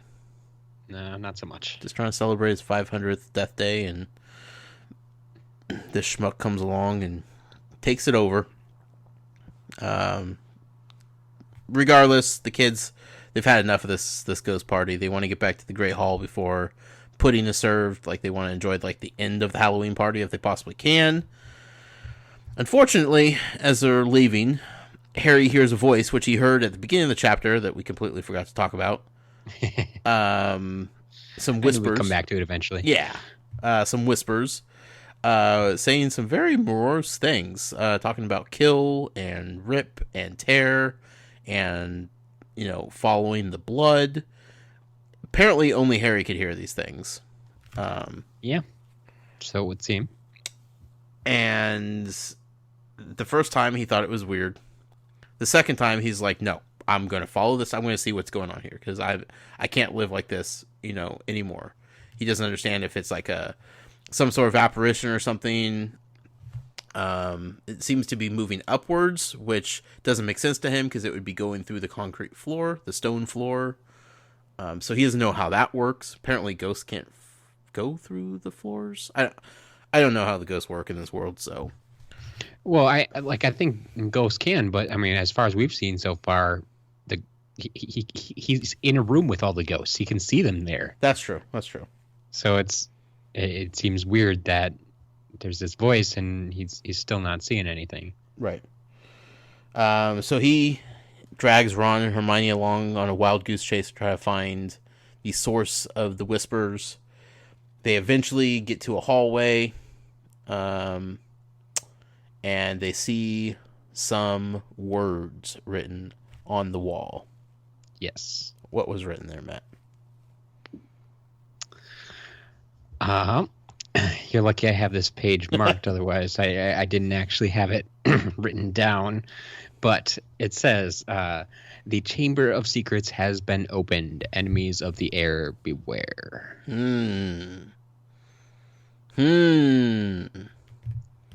First official reference to the name of the book. Yes. Things are picking up quickly all of a sudden. Chamber of Secrets, huh? Once again, I think we're almost halfway through the book. Okay, not quite halfway through the book. But, yeah, we're getting there. Yeah. We don't know what that means. No. Harry and the other part of the trio, they don't know what it means. Yep, it's not jumping out at Hermione for any reason. No, like if it was in a text or something, she would immediately know what was going on. It has nothing to do with Quidditch, or Ron would obviously know. So we don't know what's going on, but we know that they found something along with these words scrawled on the wall, and was not ready for this. Yeah. I'll tell you that 100%. I was like, ooh, what are they going to find? Are they going to find like a map, or is it going to be Dobby? Like, is Dobby back now? Is it going to be Pete? Like, so many different random little things that it could have been at this point, right? Yeah. It was Mrs. Norris. Yep. Dead, hanging from the light. Just hanging there. Are you kidding me? Nope. Poor Mrs. Norris. Just dead. Just hanging. Yeah, and I think that might be the strangest part to me, is that she's hanging. Mm-hmm. I mean, I know animals like get stiff when they die, so I don't know how the physics work with this, but I don't know. I wasn't expecting them to find a dead animal, much less an animal that has a name like Mrs. Norris, who has been a character in this book for a character in the story for 2 books now. Yeah, that we just saw a couple hours ago. Yeah.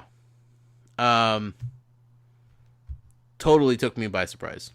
I don't know what to make of it. I know this isn't good. It's a warning sign, I would think.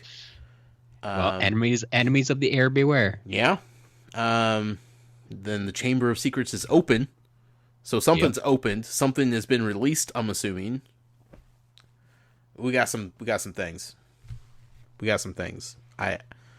And that was pretty much the end of the chapter, Matt. And I'm like, nope, I need to keep reading because I'm not waiting another week to see where this goes.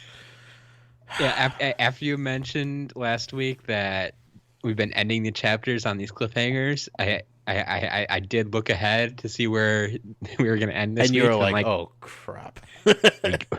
we got it good. Here we go again. I got nothing. You got nothing? No, I don't. Because I don't know what the Chamber of Secrets is. That's such a vague term for something. Like Chamber of Secrets. Okay, what secret? Who knows?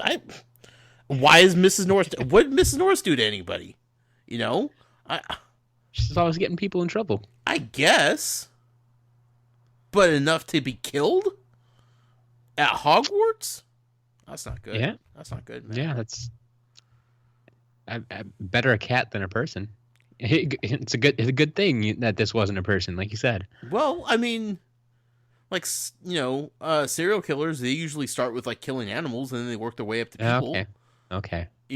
I don't know. Yep. This is the start of something. I don't know. It bothered me because we had just, like, spent the chapter with Mrs. Norris. Sure. And I had just gotten over the fact that she was just a cat, Yep. In my head, I had finally made this connection to who this character was, which turns out to be just a cat.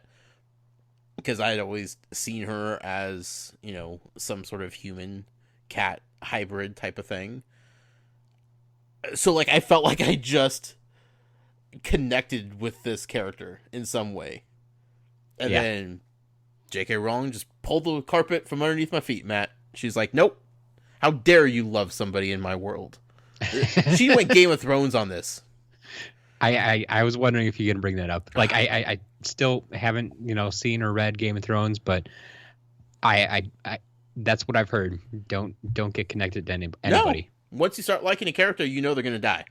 End of story. Sure. So just assume that everybody you hate will probably live far longer than you deserve. But she Game of Thrones'd it before there was Game of Thrones, so exactly. I don't know. Mrs. Norris, R.I.P. That's all I can say. All right. Well, I think it's a good time to jump into the Muggle poll of the week. Yeah. I wanted to know, through this point in the series, who do you detest the most?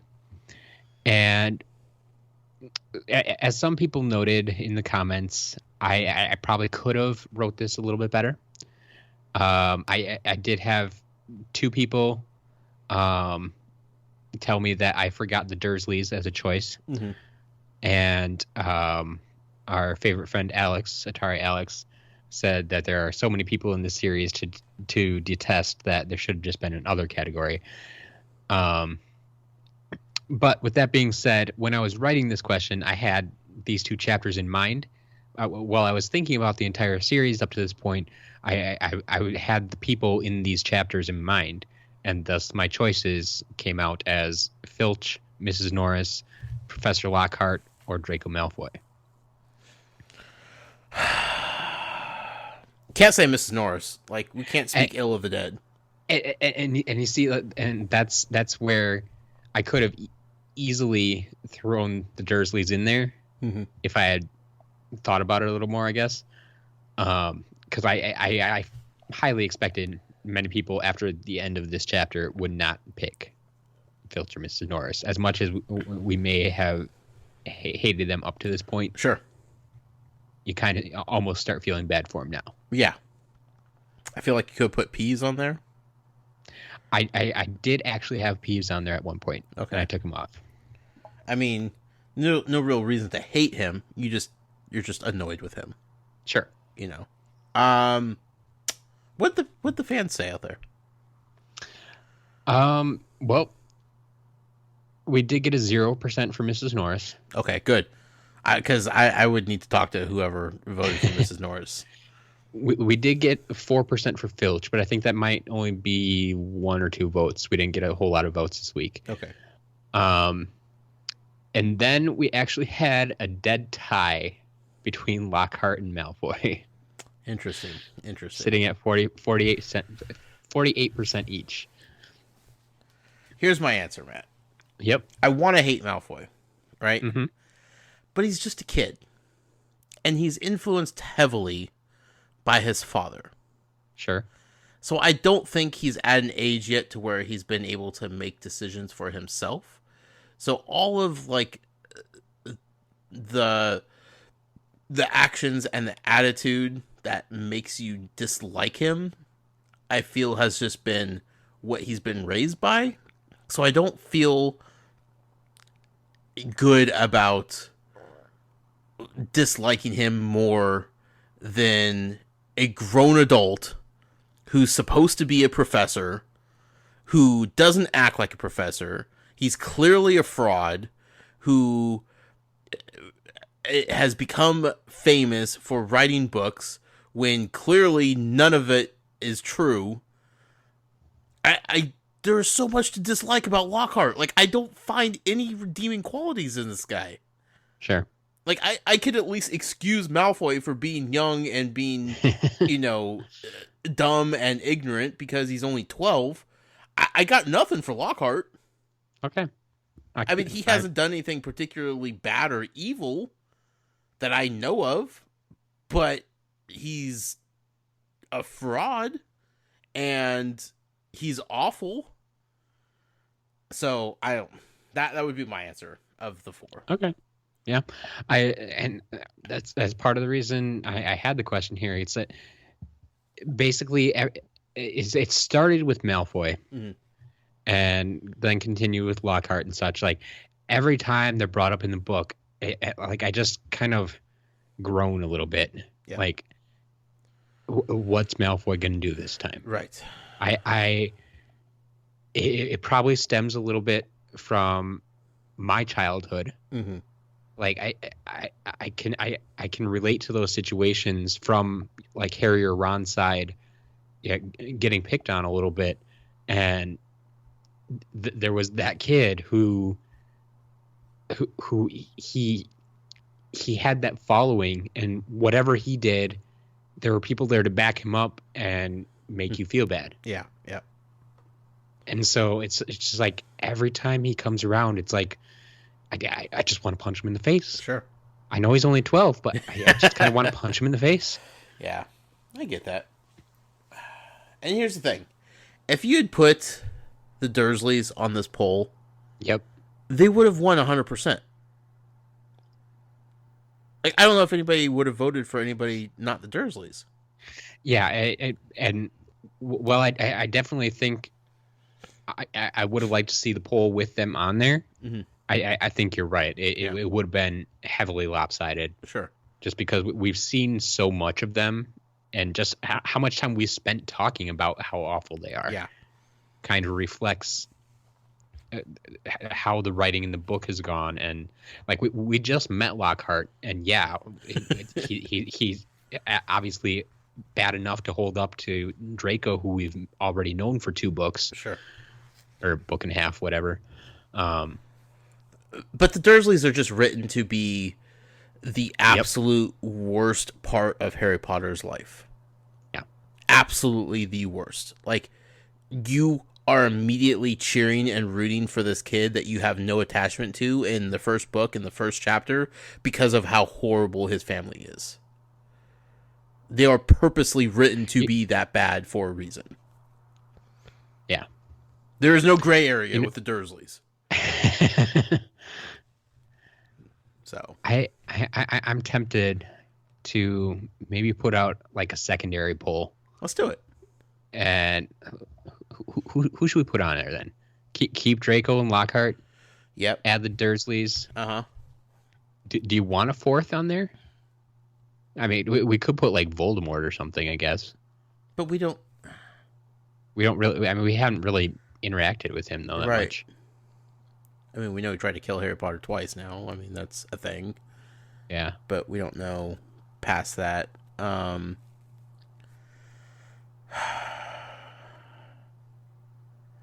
Snape? Sure. Yeah, he's kind of been a thorn polarizing. on the side. Yeah. Yeah.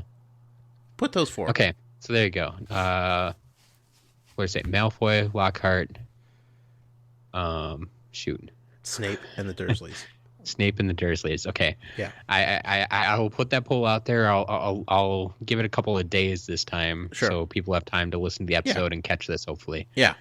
And yeah, we'll see. Maybe at the end of the week how that holds up, and we can revisit it during your recap or something like that. I like it. All right. Before we go, we have an email, right? We do have an email. All right. We do. From our favorite email artist, Mr. Atari Alex. Hi, Alex. Once again. Dear Josh and Matt, before I get into my thoughts on these chapters, I want to address Josh's obsession with denoming. I can't wait. He actually has a nice solution for you. Okay. In the Game Boy Color game adaptation of this book. What? There's a Game Boy Color game of this book? I was not aware of this. I knew there are a lot of Harry Potter games out there, and apparently I still have not played them all. Wow. I played a lot of them, but apparently not all of them. But so somehow get a hold of the Game Boy Color. He says there is a denoming mini game in which you, the player, are able to denome the garden yourself. I love everything about this. This takes place very early in the game, so Josh, I think it would be worth your time to acquire this game. I'll leave the method of acquisition up to you. The rest of the game is fantastic as well. It is very fun, fairly story accurate. It's a turn-based RPG, which I highly recommend to anyone else who is interested beyond denoming. So you're obviously welcome to do that. I would say, yeah, don't go too far past denoming, especially if it is story accurate. But if you wanted to try that out now, I don't see why not. I actually might try it out myself, so we'll see. I'm not sure if I have a Game Boy sitting around yet. I'll have to look into that. Is there a denoming minigame in the Lego Harry Potter game? Not that I recall, but there very well could be a section. Ooh, actually, I bet there isn't specifically a denoming one, but you know the mechanic where you have like the things popping out of the ground and you have to hit them. Mm-hmm. Like whack-a-mole? I bet you they do that in the garden. Okay. Huh. I'm guessing. Honestly, it's been years since I've played through the game. Sure. So I don't really remember, but Alex continues onto the topic at hand. Overall, I like these chapters. They're full of interesting details and great world building. And even though the majority of what happens in these chapters does not factor into the plot, I can let it slide. Which I'm going to disagree with him a little bit there. Well, like, okay, the Deathday Party itself, which is kind of supposed to be the center of the chapter, right, doesn't play into it.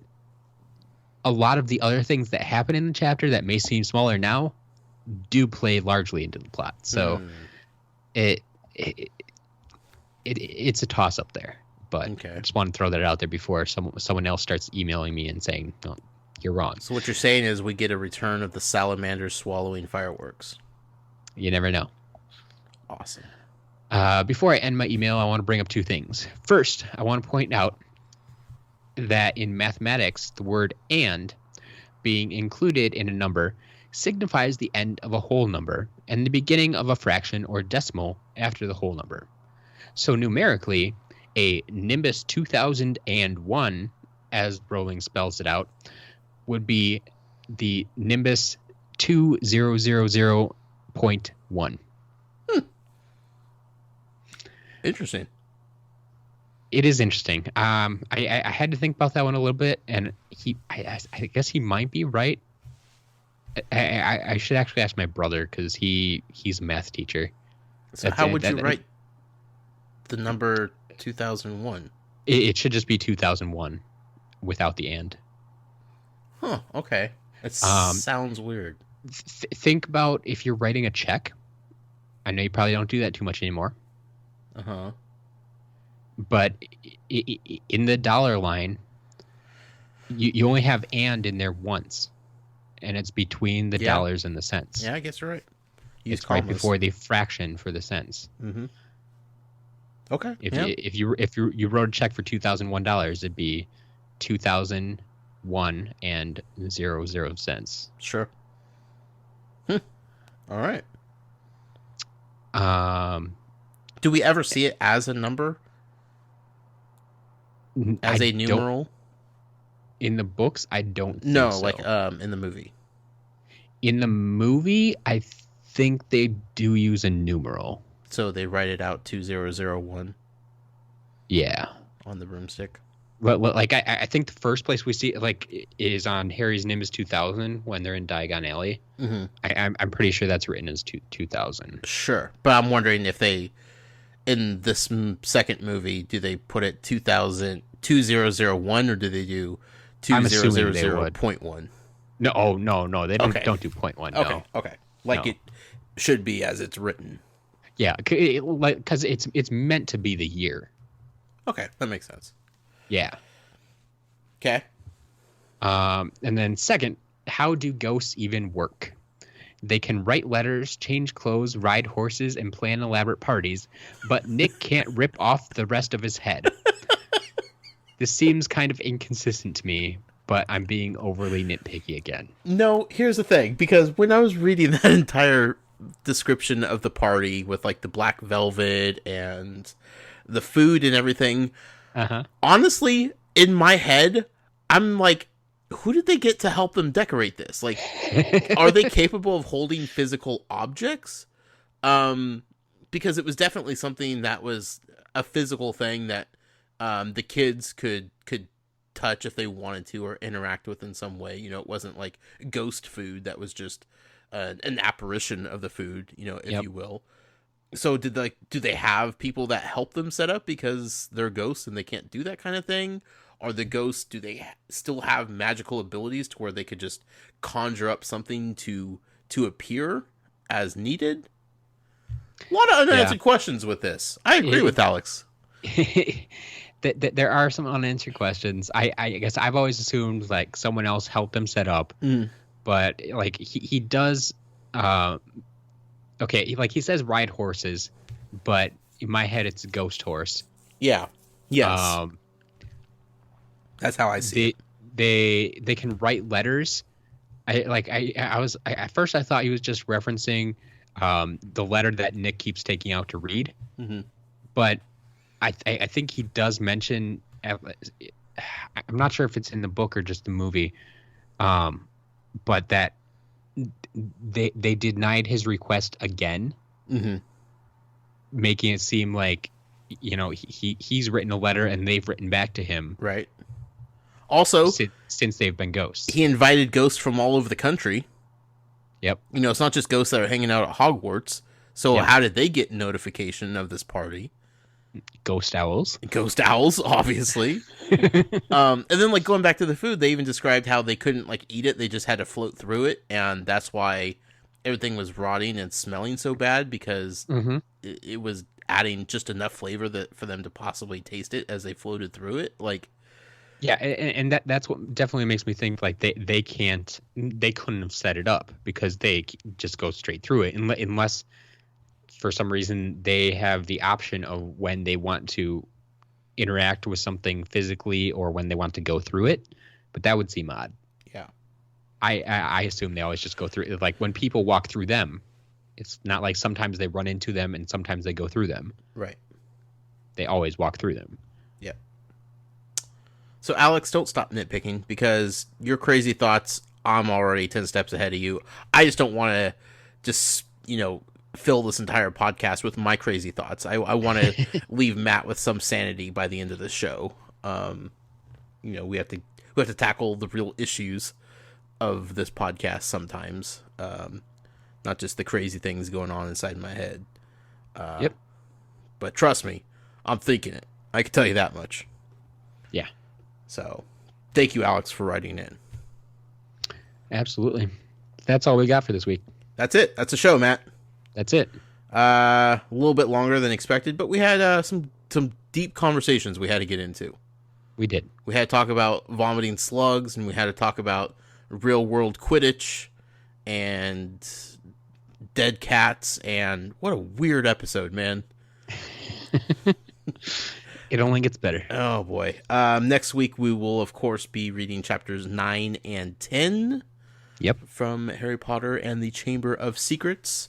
We will be recording Monday. Be sure to check out the Twitter page for Matt's secondary poll, his follow-up Muggle poll to this week's episode, where we break down who the real horrible people are in this story so far. I'm definitely interested to see what the people vote for with that one, Matt. Yep, me too. But other than that, you could follow me personally on Twitter at The Noise with a Y. And please be sure to follow the show on Twitter at Tales from GH. You'll find the Muggle polls there. You'll get links to the episodes once they publish, any changes we may make to the recording schedule, and basic just interaction with you guys out there listening. We love hearing from you, and we love chatting with you, and sharing all fun things Harry Potter. So you be active on that with us, and we will definitely reciprocate. That's for sure. Matt, where can people find you at, my friend?